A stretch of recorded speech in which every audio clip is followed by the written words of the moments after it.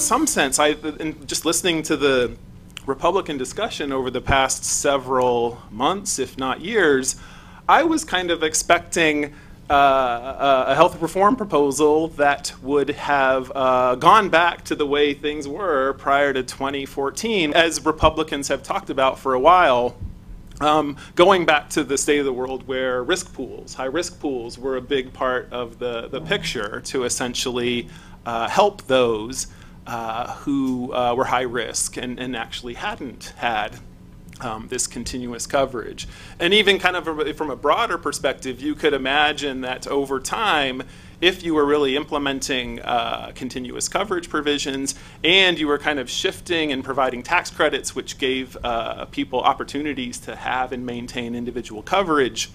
you could, in a broader sense, thought about this issue of people with chronic health conditions and the need for high risk pools kind of diminishing over time as more people kind of moved into the system with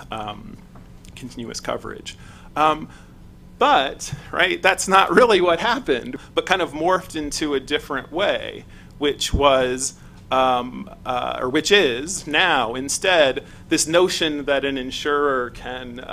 give you a surcharge of 30% to your premium if you haven't maintained continuous coverage, right? Similar in spirit, but definitely different than this notion of just continuing on with your coverage and being exposed to risk rating if you weren't in the individual market. And so as a result of the maintaining of essentially no pre-existing conditions, then this whole notion that Republicans have talked about for a while, which is going back to high risk pools, is kind of off the table, right? Because with community rating and guaranteed issue maintained, right, there is really no need for a high risk pool, right? People who have chronic health conditions just kind of have to endure the 1 year of paying a 30% surcharge, and then they're kind of back in the system.